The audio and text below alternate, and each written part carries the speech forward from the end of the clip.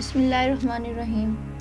السلام علیکم۔ آپ دیکھ رہے ہیں the story creative YouTube channel. آپ سب سے ایک ریکویسٹ ہے کہ ہمارے چینل کو سبسکرائب کیجیے، جزاک اللہ۔ آج کی ہماری اسٹوری مصر کی قدیم تاریخ پر مبنی ہے۔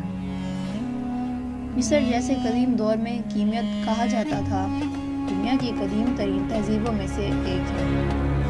دریائے نیل کے کنارے پر واقع یہ ملک قدیم دور سے ہی عظیم الشان تمدن اور ثقافت کا مرکز رہا ہے۔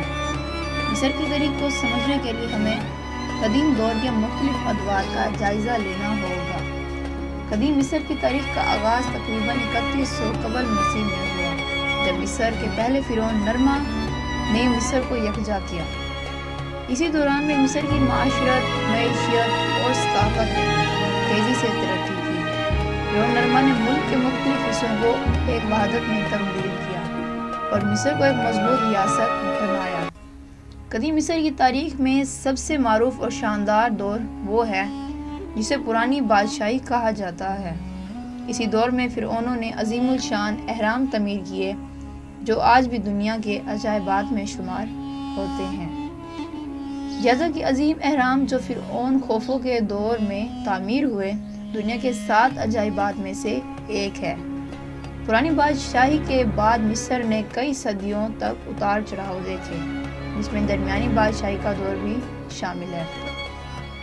کہا جاتا ہے کہ اس دور میں مصر کی معیشت اور ثقافت نے ایک نئی شکل اختیار کی۔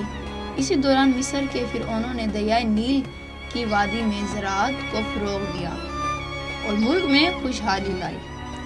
تقریباً 1550 قبل مسیح میں مصر نئی بادشاہی کا دور شروع کیا۔ اسی دور میں مصر کے فرعونوں نے اپنی سرحدوں کو وسعت دی اور ہمسائے ممالک پر فتح حاصل کی۔ فرعون رمیسیس دوم، جو اس دور کا ایک عظیم فرعون تھا، اس نے مصر کو ایک عالمی طاقت بنایا۔ اس دور میں تعمیراتی کام سرگرمیاں بھی عروج پر پہنچ گئی اور کئی عظیم مندر اور محلات تعمیر کیے گئے۔ قدیم مصر کی ثقافت دنیا بھر میں مشہور ہے۔ مصری لوگ علم و حکمت، فنون، لطیفہ اور مذہب میں بہت آگے تھے۔ مصریوں کا مذہبی نظام متعدد دیوتاؤں پر مبنی تھا، جن میں را، اوسیرس اور آئسس شامل تھے۔ مصری لوگ موت کے بعد کی زندگی پر یقین رکھتے تھے اور اسی لیے ممیز بنانے کا رواج تھا۔ قدیم مصر کی زبان اور تحریر بھی بہت اہمیت کی حامل ہے۔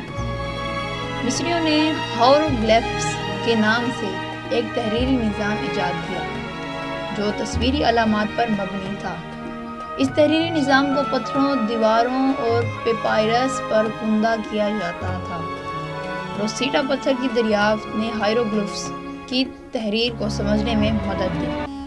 تقریباً 1070 قبل مسیح کے بعد مصر کی طاقت کمزور ہونے لگی۔ مختلف ادوار میں مصر پر بیرونی حملہ آوروں نے حملے کیے، جن میں اسرین، ایرانی اور آخر کار یونانی شامل تھے۔ 332 قبل مسیح میں سکندر اعظم نے مصر کو فتح کیا اور اس کے بعد مصر میں یونانی حکومت قائم ہوئی۔ اس دور میں مصر کی تہذیب یونانی اور رومی ثقافتوں سے متاثر ہوئی۔ قبل مسیح میں رومیوں نے مصر کو فتح کیا اور اس کے بعد مصر رومی سلطنت کا حصہ بن گیا۔ 30 رومی دور میں بھی مصر ایک اہم ثقافتی اور تجارتی کا مرکز رہا۔ 7ویں صدی عیسوی میں اسلام کی آمد کے بعد مصر میں اسلامی ثقافت اور تہذیب کا آغاز ہوا۔ اسلامی دور میں مصر کی اہم علمی اور مذہبی مرکز بن گیا۔